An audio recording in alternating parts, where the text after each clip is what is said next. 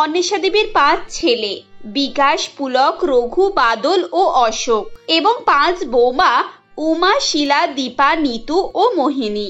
বড় 3 ছেলে একটি ফ্যাক্টরিতে কাজ করত, কিন্তু হঠাৎ ফ্যাক্টরি বন্ধ হয়ে যাবার ফলে তাদের 3 জনেরই কাজ চলে যায়। 2 ছেলের উপার্জনের টাকায় কোনো রকম ভাবে কষ্টে শিষ্টে দিন কাটছিল। তার উপরে দীপা এবং নিতু প্রেগনেন্ট ছিল। দুপুরে খেতে বসে দীপা বলে, মা, আমার এইসব খেতে একদম ভালো লাগছে না। আজ 1 সপ্তাহ ধরে শুধু লাউয়ের তরকারি আর ভাত খাচ্ছি। আমার তো এগুলো দেখেই গা গুলাচ্ছে। মনে হচ্ছে একটু আচার হলে ভালো হতো। আমি জানি এই অবস্থাতে এই ধরনের খাবার খাওয়া খুব কষ্টকর, কিন্তু আমার বাড়ির অবস্থা এমন যে আমি তোমাদেরকে 1 টুকরো আচারও কিনে দিতে পারছি না। কি করব বলো? সবই তো তোমরা দেখতে পাচ্ছ আমরা কি পরিস্থিতিতে আছি। সেজন্য এই খেয়েই আমাদেরকে এখন দিন কাটাতে হবে। দীপা, তোমাদের দুজনের এরকম খাবার খেতে খুব কষ্ট হচ্ছে বুঝি? তোমাদের একটু চটপটে ধরনের খাবার খেতে ইচ্ছা হচ্ছে, তাই তো? সব মেয়েদেরই এই সময় মুখে অরুচি চলে আসে, আর আমাদের এমন অবস্থা যে আমরা একটু ভালো মন্দ রান্না করব তারও উপায় নেই। এখন যে এই খাবার জুটছে তাই অনেক। এই সময় আমাদের 3 ভাইয়ের চাকরিটাও চলে গেছে, বাড়ি ভাড়া 3 মাসে পড়েও আছে। একসঙ্গে এতগুলো টাকা দেওয়া আমাদের উপর প্রচুর চাপও পড়ে গেল। এমনিতেই সংসার চলতে চায় না, তার উপর আবার বাড়ি ভাড়া। আমি আর রঘু কালকে মালিকের কাছে গিয়েছিলাম যাতে করে আমাদের কিছু টাকা দেয়, কিন্তু মালিক আমাদের কথাই শুনলো না। আমাদেরকে অপমান করে সেখান থেকে তাড়িয়ে দিল। গ্রামে কোথাও কোনো কাজও নেই। এই বর্ষাতে কেউ বাড়ির কাজও করাতে চাইছে না। এইভাবে আর কতদিন চলবে? আমরা প্রত্যেকেই বড় মানুষ, সবার খিদে রয়েছে। দুবেলা পেট ভরে একটু খেতে গেলে মাসে অন্তত 8 থেকে 10,000 টাকা তো লাগবেই। তার উপরে ডাক্তার, ওষুধ, বাড়ি ভাড়া, গ্যাস এসব তো রয়েইছে। আমি সবই বুঝতে পারছি, কিন্তু এই মুহূর্তে কাজ না পেলে কি করা যাবে বল? তারা যখন এভাবে কথা বলছিল ঠিক সেই সময় বাড়ির মালিক অমলবাবু দরজা খুলে ভেতরে প্রবেশ করেন আর বলেন, এই যে এতদিন পর তোদের 5 জনকে দেখতে পাচ্ছি। আমি যখনই তোদের বাড়ি আসি তোরা তো বাড়ি থেকে উধাও হয়ে যাস। তোরা কি রকমের মানুষ বলতো? তোরা বাড়ি নেওয়ার সময় তো বলেছিলিস যে ঠিক সময় পয়সা দিয়ে দেবো। প্রথম কমাস তো ঠিকঠাক টাকা দিয়েছিলিস, তারপরে 3 মাস তো টাকা দেওয়া তো দূরের কথা, আমি থাকলে বড় লুকিয়ে লুকিয়ে বেড়াস। আজকে বিশ্বাস করুন, আমরা খুব সমস্যার মধ্যে আছি, তাই জন্যই তো এরকম হচ্ছে। আপনার টাকা আমরা ঠিক সময়ের মধ্যে শোধ করে দেব। হ্যাঁ, আমার ছেলেরা সত্যি সত্যি সমস্যায় পড়েছে। এই বর্ষায় ওরা কোথাও কাজও পাচ্ছে না, আর আমার 2টো বৌমাই গর্ভবতী। বাড়িতে খাবার দাবারেরও সমস্যা হচ্ছে। আপনি আমাদেরকে একটু সময় দিন, আমরা আপনার সমস্ত টাকা শোধ করে দেব। সময় দেবো? তোরা তো 3 মাস ধরে আমাকে ঘোরাচ্ছিস, আর কতদিনে এভাবে সময় দেবো? আমি আর কিছু শুনতে চাইছি না। আজকে এ বাড়ি খালি করো। আমি আজকেই নতুন ভাড়াটিয়া আনছি, তারা এখানে থাকবে।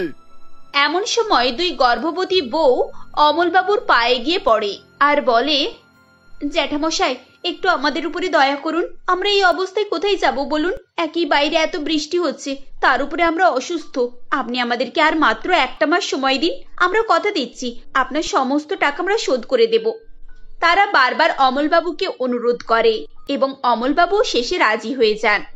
ঠিক আছে, আমি শুধু এই 2টো মেয়ের মুখের দিকে তাকিয়ে 1 মাসের সময় দিচ্ছি, কিন্তু মনে রেখো 1 মাস পাড়িয়ে গেলে কিন্তু আমি একটা কথাও শুনবো না। আমার টাকা যেন রেডি হয়ে থাকে। এই বলে অমলবাবু সেখান থেকে চলে যায়। তখন উমা বলে, বলে কয়ে 1 মাস সময় নেওয়া হয়েছে ঠিক কথা, কিন্তু আমরা এই 1 মাসের মধ্যে কি আদেও ওনার টাকা শোধ করতে পারবো? এখন তো প্রত্যেকদিন চিন্তায় চিন্তায় ঘুম উড়ে যাবে। তোমরা এসব নিয়ে বেশি চিন্তা করো না। আমরা তোমাদেরকে বিয়ে করে নিয়ে এসেছি, তাই তোমাদের সমস্ত দায়িত্ব আমাদের। দাদা একেবারে ঠিক বলেছে। আমরা যদি আমাদের দায়িত্ব না নিতে পারি তাহলে কিসের পুরুষ হলাম? দাদা, আমাদের এবারে উচিত হাতের উপরে হাত রেখে বসে না থেকে এবার বেরিয়ে পড়া। বেরিয়ে পড়া? কোথায় বেরিয়ে পড়া? তোরা সবাই কি বলছিস? আমি তো কিছু বুঝতে পারছি না। মা, আমরা আজকে সকালে এই কথা নিয়ে আলোচনা করছিলাম। এভাবে গ্রামে আমরা কোনো কাজ পাচ্ছি না, আর কাজের কাজ কিছুই হচ্ছে না। তাই আমরা 5 ভাই ঠিক করেছি শহরে যাব। পুলকের বন্ধু মৃদুল শহরে একটা ভালো ফ্যাক্টরিতে ভালো রোজগার করে, ও আমাদের কথা বলেছে। তাই আমরা আজকে শহরে চলে যাচ্ছি। কিছু টাকা ইনকাম করে পরিস্থিতি ভালো করে তারপরেই বাড়ি ফিরে আসবো। আমার কাছে আপাতত এই 500 টাকা আছে, এটা তোমরা রাখো। কিছুদিন বাজার করে চালাও, তারপর আমরা ব্যবস্থা করছি। তোমরা কি আজকেই শহরের জন্য বেরিয়ে যাচ্ছ? তোমরা তো কেউ ভাতও খেলে না, অন্তত খাবারটুকু খেয়ে নাও। হ্যাঁ বাবা, অন্নপূর্ণাকে এভাবে অবহেলা করতে নেই। সামনে যা ভাত আছে সেটা শেষ করে তবেই তোমরা যেও। মায়ের কথা শুনে 5 ছেলে তাদের খাবারটুকু খেয়ে শহরের উদ্দেশ্যে বেরিয়ে পড়ে। রাস্তায় তারা শহরগামী একটি ট্রাক দেখে এবং তাতে উঠে পড়ে। পরের দিন ভোরবেলা তারা শহরে পৌঁছে যায় এবং ফ্যাক্টরিতে যোগদান করে। এদিকে অন্বেষা দেবী তার 5 বৌমাকে নিয়ে থাকতে শুরু করেন। 500 টাকা দিয়ে একটু একটু করে তারা সারা মাস চালায়। তাদের মাথায় একটাই চিন্তা ছিল, কখন তাদের স্বামীরা তাদের জন্য টাকা পাঠাবে এবং তাদের দিন ফিরবে। 1 মাস শেষ হওয়ার পর শহর থেকে ছেলেদের কোনো খবর আসে না, আর না তো তারা কোনো টাকা পাঠায়। বৌমা, আমার 5 ছেলেরা কি অবস্থায় আছে কিছুই তো বুঝতে পারছি না। আমাদের কাছে তো কোনো ফোনও নেই যে আমরা ফোন করে ওদের খবর নেব। আর আমরা এখন শহরেও যেতে পারবো না, গেলেও বা কোথা থেকে সবকিছু খোঁজ খবরটা করব। মা, আমার তো মনে হয় ওরা কোনো সমস্যায় পড়েছে, তা না হলে ওরা এরকম যোগাযোগ বন্ধ করতো না, কারো না কারোর হাতে খবর ঠিক পাঠাতো। বৌমা, তুমি এভাবে বলো না, আমার তো চিন্তা আরো বেড়ে যাচ্ছে। উপরওয়ালা আমার ছেলেদেরকে সুস্থ সবল রাখুক, ওদের উপরে সব সময় নিজের কৃপা দৃষ্টি যেন বজায় রাখেন, ওদের যেন কোনো ক্ষতি না হয়। এমন সময় আবার বাড়ির মালিক অমলবাবু এসে হাজির হয়। এবারে অমলবাবু প্রচন্ড পরিমাণে রেগেছিলেন এবং সঙ্গে 8-10 জন লোকও এনেছিলেন। অন্বেষা দেবী এবং তার 5 বৌমা অনেক কাকুতি মিনতি করার পরও তিনি শোনেন না এবং তাদেরকে বাড়ি থেকে বের করে দেন। বাড়ি থেকে বেরিয়ে 6 শাশুড়ি বৌমা মহা বিপদে পড়ে। হে উপরওয়ালা, আমাদেরকে যে এমনও দিন দেখতে হবে তা তো আমি কখনো কল্পনাও করতে পারিনি। 5 জন বৌমাকে নিয়ে পথে পথে কিভাবে আমি দিন কাটাবো, তার উপর আবার 2 বৌমা হচ্ছে গর্ভবতী, ওরাই বা এই কষ্ট কি করে সহ্য করবে। খানিকক্ষণ হাঁটার পর হঠাৎ বৃষ্টি শুরু হয়। মা, বৃষ্টি শুরু হয়ে গেছে, এই বৃষ্টিতে ভিজলে সবার অসুখ হবে। উফ মা, আমার খুব ঠান্ডা লাগছে, একটু একটু পেটও ব্যথা করছে, আমি আর হাঁটতে পারছি না। মা, একটু সহ্য করো দীপা, আমি দেখছি আশেপাশে কোনো থাকার মতো জায়গা থাকলে আমরা সেখানে গিয়েই উঠবো।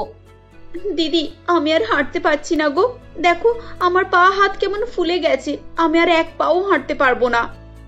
বৌমা, তুমি আমাকে ভালো করে ধরে থাকো, আমি তোমায় আস্তে আস্তে নিয়ে যাচ্ছি। মেজ বৌমা, ছোট বৌমা, তোমরা নিতু বৌমাকে ধরো। এভাবেই শাশুড়ি এবং বাকি জায়েরা মিলে 2 গর্ভবতী বৌমাকে ধরাধরি করে নিয়ে যায়। কিছুটা যাওয়ার পর দীপা বলে, মা দেখুন, সামনে মনে হচ্ছে একটা স্কুল আছে, চলুন আমরা ওখানে গিয়ে বসি। সবাই মিলে ধীরে ধীরে স্কুলের দালানে গিয়ে বসে। 1 ঘন্টা রেস্ট করার পর হঠাৎ চৌকিদার সেখানে আসে আর বলে, এই কি ব্যাপার, আপনারা এখানে কি করতে এসেছেন? জানেন না এটা স্কুল? এখানে কেউ এইভাবে আশ্রয় নেয়? দেখুন দাদা, আমরা খুব বিপদে পড়েছি, আজকে রাতটুকু আমাদেরকে এখানে থাকতে দিন, আমরা কাল ভোরবেলায় এখান থেকে চলে যাব। হ্যাঁ বাবা, আমার বৌমারা খুব অসুস্থ, আজকে রাতটুকু আমাদেরকে এখানে থাকতে দাও, আমি কথা দিচ্ছি কালকে সূর্যের আলো ফোটার আগেই আমরা এখান থেকে চলে যাব। শাশুড়ি বৌমার কথা শুনে এবং তাদের পরিস্থিতি দেখে চৌকিদার একটু সহানুভূতি দেখায়। এরপর সে একটি পাউরুটি এনে তাদেরকে খেতে দেয়। রাতটুকু সবাই মিলে একটু করে পাউরুটি খায় এবং ঘুমিয়ে পড়ে। পরের দিন ভোর ভোর তারা স্কুল ছেড়ে বেরিয়ে পড়ে। খানিকটা হাঁটার পর আকাশ কালো অন্ধকার হয়ে আসে, আবার বৃষ্টি শুরু হয়। বৃষ্টিতে ভিজতে ভিজতে তারা একেবারে কাহিল হয়ে পড়ে। এভাবেই 2-3 দিন তারা এখানে ওখানে ঘুরে বেড়ায়, কখনো গাছের তলায় বা রাস্তার ধারে, কখনো লোকের ফেলে দেওয়া খাবার খায়, আবার কখনো খালি পেটে থাকে উপোস করে নেয়। আমাকে আজ কি দিন দেখতে হচ্ছে, আমার বৌমাদেরকে লোকের ফেলে দেওয়া এটো খাবার খেতে হচ্ছে। আমাদের তো অবস্থা রাস্তার কুকুরদের থেকেও খারাপ হয়ে গেছে। হে উপরওয়ালা, এবার তো তুমি আমাদের উপরে একটু কৃপা দৃষ্টি দাও, আমরা যে আর সইতে পারছি না। আমার বৌমাদের কি দোষ বলো তো, ওরাই বা কেন এত কষ্ট পাবে, ওদের উপরে একটু দয়া করো তুমি। এভাবেই অন্বেষা দেবী খুব কান্নাকাটি করছিলেন। তখনই তাদের সামনে একটি বড় গাড়ি এসে দাঁড়ায়। এরপর গাড়ি থেকে রুমা নামে একটি মহিলা নেমে তাদের কাছে এগিয়ে যায়। কি ব্যাপার, এখানে এত ভিড় কেন? আপনারা কারা, আর আমার বাড়ির সামনে এভাবে বসে আছেন কেন? আমি এক দুঃখী মা, আমি আমার 5 বৌমাকে নিয়ে রাস্তায় রাস্তায় ঘুরে বেড়াচ্ছি, আমাদের যাওয়ার কোনো ঠিকানা নেই, আমরা খুব অসহায় মা। তোমার বাড়ির সামনে একটু জায়গা ফাঁকা পেয়েছি, তাই এখানে একটু বসলাম। রুমা অন্বেষা দেবী এবং তার 5 বৌমাকে ভালো করে দেখে। সে দীপাকে কিছুক্ষণ লক্ষ্য করার পর বলে, ও আচ্ছা, আপনার ওই বৌমা কি অসুস্থ? হ্যাঁ, আসলে ও গর্ভবতী, ওর পেটে খুব ব্যথা হচ্ছে। বাচ্চা হওয়ার সময় হয়ে এসেছে তো তাই। তারপর কদিন ধরে আমরা ওকে নিয়ে অনেক হাঁটাহাঁটিও করেছি, সেই ধকলও বেচারি আর সহ্য করতে পারছে না। আচ্ছা, কিন্তু এখানে এভাবে বসে থাকলে তো আপনাদের সমস্যার সমাধান হবে না। আর কি করব বলো মা, তোমাকে দেখে মনে হচ্ছে তুমি খুব ভালো, আমাদের একটা উপকার করবে। আমাদের কি কটা দিনের জন্য একটু আশ্রয় দাও মা, উপরওয়ালা তোমার ভালো করবে। অনিশা দেবীর কথা শুনে রুমা খানিকক্ষণ কিছু একটা চিন্তা ভাবনা করে, তারপর বলে, দেখুন, আমার এই বাড়িটা ছাড়া একটু দূরে আর একটা বাড়ি আছে, সেই বাড়িটা এমনিতে ফাঁকাই পড়ে থাকে। আমি আপনাদেরকে সেখানে থাকতে দিতেই পারি, কয়েকদিনের জন্য কেন, আপনারা চাইলে সারা জীবন ওখানে থাকতে পারেন। রুমার কথা শুনে সবার মুখে হাসি ফুটে ওঠে, আর উমা বলে, আপনি সত্যি বলছেন? আপনি আমাদেরকে ওখানে থাকতে দেবেন? সত্যি এই পৃথিবীতে এমন বড় লোকও আছে যারা আমাদের মতো গরিবদের কষ্ট বোঝে। হ্যাঁ, আমি আপনাদেরকে থাকতে দেব, তবে আমার একটা শর্ত আছে, আপনাদের ওই বৌমার বাচ্চাটাকে কিন্তু আমাকে দিতে হবে। এসব আপনি কি বলছেন? আপনি একটা মায়ের থেকে তার সন্তানকে নিতে চাইছেন? আমরা গরিব ঠিকই, কিন্তু তা বলে বাচ্চা দিয়ে নিজেদের সুযোগ সুবিধার সুখ নিতে পারবো না। একটা মেয়ে হয়ে তুমি অন্য মেয়ের জন্য কিভাবে এটা বলতে পারো? তুমি জানো না একটা মায়ের পক্ষে তার সন্তানকে ছেড়ে থাকাটা কতটা অসম্ভব ব্যাপার? আমি জানি, আমি আজ 10 বছর এই বাড়িতে আছি, আমার সন্তান হয়নি। আমি সব রকমের চিকিৎসা করেছি, আর ডাক্তাররা পরিষ্কার করে বলে দিয়েছে যে আমার সন্তান হবে না, তাই আমি আপনার বৌমার কাছ থেকে সন্তান চাইছি। ঠিক এমন সময় দীপার পেটে আবার ব্যথা শুরু হয়। ওহ, আহ মা গো, আমার পেটে খুব ব্যথা করছে। মা, আমি আর পারছি না। উনি যা বলছেন আপনারা শুনে নিন, এছাড়া আমার আর কোনো উপায় নেই। আপনারা শুনে নিন, আমার বাচ্চাটাকে এই পৃথিবীতে আসতে দিন মা। এভাবে আমার বাচ্চা মারা গেলে তখন কি হবে একবার ভেবে দেখুন। কিন্তু বৌমা, তুমি জানো উনি কি শর্ত রেখেছেন? এটা যে অনেক কঠিন একটা কথা মা। তুমি কি করে নিজের বাচ্চাকে থেকে দূরে থাকবে বলো তো? মা, আমি জানি আমার পক্ষে এটা খুব কষ্টকর হবে, কিন্তু অন্তত আমার বাচ্চা তো বেঁচে থাকবে আর ভালো থাকবে।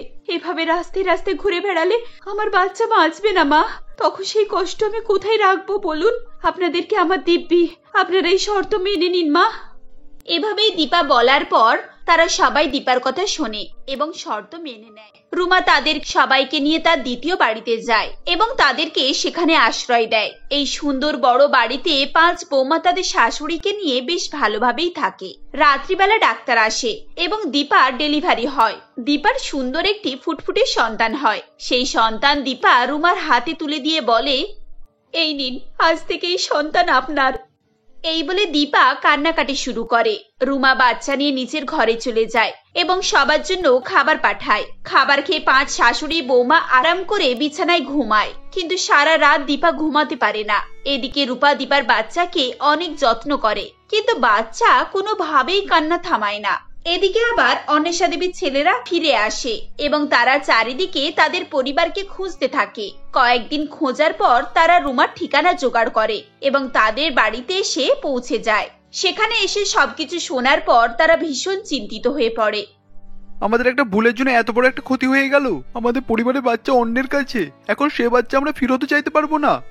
এখন আমাদের পরিস্থিতি পাল্টেছে, আমরা যদি তাদেরকে টাকা দিয়ে বাচ্চাটা ফেরত চাই তাহলে কি হবে না? আরে বাবা, ওদের কাছে কি টাকার অভাব আছে? ওরা তো টাকার কোনো শর্ত রাখেনি। আমরা কথা দিয়ে কথা ফেরত নিতে পারবো না। এরপর 5 ছেলে তাদের 5 বৌমাকে নিয়ে একটি ভালো বাড়ি ভাড়া করে সেখানে গিয়ে ওঠে। কিন্তু দীপার মনে যন্ত্রণা রয়েই যায়। দেখতে দেখতে 1 সপ্তাহ কেটে যায়। বাচ্চা ধীরে ধীরে অসুস্থ হয়ে পড়ে। ডাক্তার বাচ্চাটিকে দেখে সন্দেহ প্রকাশ করে এবং বলে যে মায়ের দুধ না পাওয়ার জন্য বাচ্চাটির এই অবস্থা, আর 2-1 দিনের মধ্যে যদি সে তার মাকে না পায় তাহলে হয়তো তাকে প্রাণে বাঁচানো যাবে না। এই কথা শুনে রুমা খুবই কষ্ট পায়। এ আমি কি করে ফেললাম? নিজের ইচ্ছা পূরণ করতে গিয়ে আমি একটা প্রাণকে শেষ করে ফেলতে চলেছিলাম। একটা দুধের শিশুকে তার মায়ের কাছ থেকে কেড়ে নিয়েছি আর নিজের মতো করে মানুষ করার চেষ্টা করছি। এতে বাচ্চার আর মায়ের কষ্ট আমি আরো বেশি বাড়িয়ে ফেলেছি। সেদিকে তো আমি গুরুত্বই দিচ্ছি না। এত বড় পাপ আমি কি করে করতে পারি? না না না, আমি আজকে এই বাচ্চাকে তার মায়ের কাছে ফিরিয়ে দেব। এভাবেই রূপা দীপার কাছে যায় এবং তার কোলে বাচ্চাটিকে দিয়ে বলে, আমাকে ক্ষমা করে দাও বোন, আমি শুধু নিজের কথা চিন্তা করে তোমাদের বিপদের সময় তোমাদের অসহায়তার সুযোগ নিয়েছিলাম। এ বাচ্চা তোমার, এ যেমন তোমাকে ছাড়া ভালো থাকবে না, তুমিও ওকে ছাড়া ভালো থাকবে না। রুমা বাচ্চাটিকে দিয়ে বাড়ি ফিরে আসে। দীপা তার বাচ্চা ফেরত পেয়ে আবার আগের মতো সুস্থ হয়ে ওঠে। কিছুদিন পর তার অন্য জায়েরও বাচ্চা হয়। এরপর সবাই মিলে সুখে শান্তিতে দিন কাটায়। এটা ছিল মহিষানী গার্লস স্কুলের ঘটনা, যেখানে ওই স্কুলে সপ্তম শ্রেণীর ছাত্রী নেহা স্কুলের ফার্স্ট গার্ল ছিল। আর সে ভালো পড়াশোনার সঙ্গে সঙ্গে নম্রভদ্র ও লজ্জাটে স্বভাবের ছিল। নেহা তার বাবা প্রদীপ বাবু ও মা মনিকা দেবীর সঙ্গেই থাকতো। আর সে ভালো পড়াশোনা করায় তাকে যেমন বাড়ির লোক ভালোবাসতো, ঠিক একইভাবে স্কুলের স্যার ম্যাডামরাও তাকে ভালোবাসতো এবং স্কুলে ঢোকা মাত্রই তাকে খুঁজতো। এমনই সেদিন স্কুলের হেড দিদিমণি জমিনী দেবী অফিস রুমেই ছিল। তখন, ওহ, আজ 2 নম্বর ক্লাসরুম থেকে বড্ডই আওয়াজ আসছে। এখন চেঁচামেচির কারণে আমি ঠিকভাবে কোনো কাজও করতে পারছি না। এই অনিন্দিতা, এখন তোমার ক্লাস 7-এর ক্লাস নেওয়া আছে, তাই না? হ্যাঁ বড় দিদিমণি আছে, কিন্তু এখন তো সবে 10:30 বাজে। ক্লাস শুরু হতে এখনো 8 ঘন্টা বাকি আছে। হ্যাঁ তাও তো। এই, কিন্তু তুমি তো এখন ওদেরকে চুপ করাতেও পারো না, তো ওরা অনবরত চেঁচামেচি করে যাচ্ছে। সেটা তো আমি এখনই বলে এলাম, কিন্তু ওরা সে একই রকম থেকে যাবে। আমি চলে আসার পর আবারও কথা বলা শুরু করে দেবে। অনিন্দিতা ম্যাডামের কথা শুনে হেডমিস্ট্রেস একটু চিন্তায় পড়ে যায় ও সে কিছুক্ষণ ভাবার পর বলে, এই তাহলে তুমি এক কাজ করো না, ওখানে একটা ক্লাস মনিটর রেখে দাও, আর যারা বদমাইশি করবে তাদের বোর্ডে নাম লিখে রাখতে বলবে, তাহলে ওরা সকলেই ভয় ভয়ে চুপ করে থাকবে। জমিনী ম্যাডামের কথা শুনে অনিন্দিতা ম্যাডামও সম্মতি দেয়। এরপর তারা ওই ক্লাসের ফার্স্ট গার্ল নেহাকেই ক্লাস মনিটর করার সিদ্ধান্ত নেয় এবং তখন ক্লাসরুমে গিয়ে অনিন্দিতা ম্যাডাম বলে, এই তোমরা সকলে শোনো, কাল থেকে তোমাদের ক্লাসে নেহা মনিটর থাকবে আর তোমরা সকলেই ওর কথা মতো চলবে, কেমন? কিন্তু কেন ম্যাডাম, আমরা ওর কথা শুনবো কেন? ওই স্কুলে ভালো পড়াশোনা করে বলে এখন আমাদেরকে ওর কথা শুনতে হবে? হ্যাঁ শুনতে হবে, কারণ আমি বলেছি মানে তোমাদেরকে সেটাই করতে হবে। আর যদি কেউ আমার কথার অবাধ্য হয় তাহলে আমি তাকে ক্লাসের বাইরে নীল ডাউন করে দাঁড় করিয়ে দেব, কথাটা মনে থাকে যেন। ঠিক আছে, আমিও দেখছি। ও ভালো পড়াশোনা করে বলে এখন আপনারা ওর কথা শুনতে পারেন, কিন্তু আমি মোটেও শুনবো না। আর ও কিভাবে ক্লাস মনিটর থাকে সেটাও আমি ব্যবস্থা করছি। আসলে সোনিয়া ওই ক্লাসেরই মেয়ে ছিল, আর সে ভালো পড়াশোনা করায় সে বরাবরই তার উপরে হিংসা করে আসতো। এরপর এভাবেই বলে ম্যাডাম সেদিন চলে যায় এবং ম্যাডামের কথা মতো নেহাও ক্লাস মনিটরের দায়িত্ব পালন করতে থাকে, যার ফলে তখন ক্লাসরুমে অনেকটাই শান্তি বজায় ছিল। ছাত্রছাত্রীরাও নাম লেখার ভয়ে কেউই সেদিন কথাবার্তা বলছিল না। এভাবেই সেদিনটা কেটে যায়। পরের দিন, এই নেহা, তোর শরীর কেমন আছে রে? মানে কাল যে তোর পেট খারাপ হয়েছিল সেটা ঠিক হয়েছে তো নাকি? ওহ না মা, আসলে এখনো আমার পটি ঠিক হয়নি। সকাল থেকে বেশ কয়েকবার টয়লেট থেকে ঘুরে আসা হয়ে গেল। ও মা, কি পেটে লাগছে, মনে হয় আবারও আমায় টয়লেটে যেতে হবে। এই বলে নেহা তখন বাথরুমের মধ্যে চলে যায়, যেটা দেখে মনিকা দেবী মনে মনে ভাবে, না আজ বরং নেহাকে স্কুলে যেতে দেব না, এখন ওর শরীর খারাপ, এখন স্কুলে গেলে যদি ওর বাড়াবাড়ি কিছু হয়। মনিকা দেবী মনে মনেই এসবই ভাবছিল। ঠিক তখনই নেহা টয়লেট থেকে বাইরে বেরিয়ে আসে ও সে এসে মাকে বলে, মা তাড়াতাড়ি আমার টিফিনটা করে দাও, আমি এখনই স্কুলে যাব। না রে মা, আজ তোকে স্কুলে যেতে হবে না, দেখতে পাচ্ছিস না তোর শরীরটা খারাপ, এখন তুই এই পরিস্থিতিতে কিভাবে স্কুলে যাবি?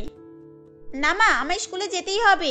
এখন যদি আমি স্কুলে না যাই তাহলে ওরা সকলেই চেঁচামেচি করবে, আর আমি ক্লাস মনিটর, তাই আমায় এগুলো সামলাতে হবে। তুমি তাড়াতাড়ি দাও, আমি এখন বাবার সঙ্গেই চলে যাব। তারা যখন কথাবার্তা বলছিল ঠিক তখনই সেখানে নেহার বাবা প্রদীপ বাবু আসে ও সে বলে, আরে মনিকা, থাক না ওসব কথা, তুমি বুঝতে পারছো না কেন? আমাদের মেয়ে এখন স্কুলের দায়িত্বে আছে আর ও বলছে তো ওর শরীর ঠিক আছে, তা তুমি বরং ওকে ওষুধ খাইয়ে পাঠিয়ে দাও। আর ধরো যদি অসুবিধাও হয়, সেখানে ওদের তো স্কুলে টয়লেট আছেই। কি জানি বাবা তুমি কি বলছো, এখন তুমি বলছো যখন তাহলে ওকে নিয়ে যাও। আর মা, তোর যদি অসুবিধা হয় তাহলে ম্যাডামদেরকে বলবি, কেমন? মনিকা দেবী এভাবেই বলে সেদিন নেহাকে স্কুলে পাঠিয়ে দেয়। এরপর নেহা স্কুলে চলে যায় এবং ক্লাসে গিয়ে সকলকেই চুপ করাতে থাকে। তখন, এই তোরা চুপ কর, না তো আমি তোদের নাম বোর্ডে লিখে দেব আর ম্যাডাম এসে তোদেরকেই রাগারাগি করবেন। এই শোন, আমরা কেউই তোর কথা শুনবো না, বুঝেছিস? দেখ বোন, তোরা দয়া করে চুপ হয়ে যা, কারণ আজ আমার শরীরটা খুব একটা ভালো নয় আর আমি তোদের সঙ্গে বেশি কথাও বলতে পারবো না। ও, তার মানে তুই স্বীকার করে নিচ্ছিস যে আমাদের সঙ্গে তুইও চেঁচামেচি করিস, তাই তো? তাহলে তুই আমাদের নাম লিখিস, তোর নিজের নাম লিখিস না কেন? কথা তো তুইও বলিস, তাই না? দেখ সোনিয়া, তুই ভুল বলছিস। আমি আসলে তোদেরকে মানা করতে গিয়েই কথা বলি, না তো এর আগে আমায় কোনোদিনও কথা বলতে দেখেছিস বল? সে আমরা জানি না, এখন তুই আমাদের স্কুলের ম্যাডাম নয়, ওকে, যে আমরা তোর কথা শুনবো। এখন তোর যা ইচ্ছে তুই তাই কর। সোনিয়ার কথা শুনে তখন নেহার মনে মনে খুবই রাগ হয়। এরপর সে বোর্ডে নাম লিখতে যায়। তখন এ বাবা, আমার মনে হয় আবারও পটি পাচ্ছি, কিন্তু এখন আমি কি করে যাই? এখন গেলে তো এরা চেঁচামেচি করবে। কি হলো, ভয় পেয়ে গেলি নাকি? কই আমাদের নাম লেখ। এখন ওখানে গিয়ে দাঁড়িয়ে আছিস যে? আমাদের নাম ভুলে গিয়েছিস নাকি? সোনিয়া ও বাকি সকল বাচ্চারা এভাবে বলেই হাসাহাসি করছিল। এদিকে নেহার তখন খুব জোরে প্রেসার আসে ও সে আর সামলাতে না পেরে ওখানেই পটি করে ফেলে, যেটা দেখে সোনিয়া বলে, এই এই তোরা দেখ, নেহা স্কুলে পটি করে ফেলেছে, ওর পিছনটা পুরোটাই হলুদ হয়ে গিয়েছে। এ বাবা, তাই তো, ছি, আমি সেই জন্যই ভাবছি এখানে এত দুর্গন্ধ আসছে কেন। এ তো আমাদের পুরো ক্লাসরুমটাকে বাদ করে দিল রে। এই চল চল, আমরা গিয়ে ম্যাডামকে বলবো। সোনিয়া ও তার বন্ধুদের মুখে ম্যাডামকে বলে দেওয়ার কথা শুনে নেহা খুবই ভয় পেয়ে যায় ও সে তখন বলে, দেখ বোন, তোরা দয়া করে ম্যাডামকে বলিস না। এখন যদি ম্যাডাম এই বিষয়ে জানতে পারে তাহলে আমায় খুবই বকাবকি করবেন। হ্যাঁ, আমরা তো সেটাই চাই। এতদিন তুই আমাদের কথা বলে এসেছিস, তাই আজ আমরা তোর এই পটি করার কথা বলবো। আর তোকে ম্যাডাম যখন স্কুলে পটি করার ছাত্রী বলে রাগারাগি করবে, তখন আমাদের খুব মজা লাগবে। হ্যাঁ হ্যাঁ। সোনিয়া সেদিন এভাবেই বলে তার বাকি বন্ধুদেরকে নিয়ে ম্যাডামকে বলার উদ্দেশ্যে বের হয়। এদিকে নেহা তখন কি করবে কিছু ভেবে পাচ্ছিল না, তাই সে লজ্জায় সেখান থেকে ছুটে পালিয়ে যায়। এরপর সে গিয়ে একটি জঙ্গলের মধ্যে লুকিয়ে পড়ে। এদিকে অনিন্দিতা ম্যাডাম নেহার স্কুলে পটি করে ফেলার ব্যাপারটি শুনে তাৎক্ষণিক ক্লাসের মধ্যে আসে ও বলে, এই এই সাইলেন্স সাইলেন্স, সকলেই চুপ করো। আর শোনো, এখন তোমরা বাচ্চা, এই সময় এরকম হয়ে যেতেই পারে, সকলেই তোমরা চুপ করো। কেন ম্যাডাম, আমরা চুপ করব কেন? আপনি তো আমাদের যে কোনো অন্যায় নিয়ে আমাদেরকে কথা শোনান। তার নেহা এখন স্কুলে পটি করে ফেললো, আপনি তবুও ওকে কিছু বলবেন না? এই শোনো, আমি কাকে কি বলবো সেটা তোমাকে বলতে হবে না। যখন তোমার সঙ্গে কোনোদিন এরকম ঘটনা ঘটবে তখন তুমি বুঝতে পারবে। আর এই যে তোমরা কেউ দেখেছো নেহা কোথায় গিয়েছে? না, আমাদের অত খেয়ে কাজ নেই যে কে কোথায় পটি করতে গিয়েছে দেখতে যাব। এখন আপনি পারলে গিয়ে দেখুন। সোনিয়ার কথা শুনে তখন ম্যাডাম চুপ হয়ে যায় ও তিনি তখন তাদের ক্লাস নিতে থাকেন। এদিকে নেহার সেদিন খুবই খারাপ লেগেছিল, তাই সে সেদিন বাড়ি আসার পর আর স্কুলে যেতে চাইতো না। এমনই একদিন মনিকা দেবী বলে, এই যে নেহা, তোর কি হয়েছে রে মা? এই কদিন তুই স্কুলে যাচ্ছিস না কেন? যেখানে তোর পেট খারাপ তো কবেই ঠিক হয়ে গিয়েছে। হ্যাঁ মা, ঠিক হয়ে গিয়েছে, কিন্তু আমি আর ওই স্কুলে যাব না। এখন পড়াশোনা করাতে হলে আমায় অন্য স্কুলে ভর্তি করো। আরে সেটা বললে কিভাবে হবে? এই তো কয়েক মাস পরই তোর পরীক্ষা। আর এই দেখ, তোর ম্যাডামও তোর খোঁজ নিতে এখানে এসেছেন। কি ম্যাডাম এসেছেন? কিন্তু কেন? আসলে ম্যাডাম, আমি সেদিন খুবই অসুবিধার মধ্যে ছিলাম, আর আপনি বিশ্বাস করুন, আমি ইচ্ছা করে স্কুলে পটি করিনি। হ্যাঁ নেহা, সে আমি জানি, আর বাকিটা তোমার মামাই বলেছেন।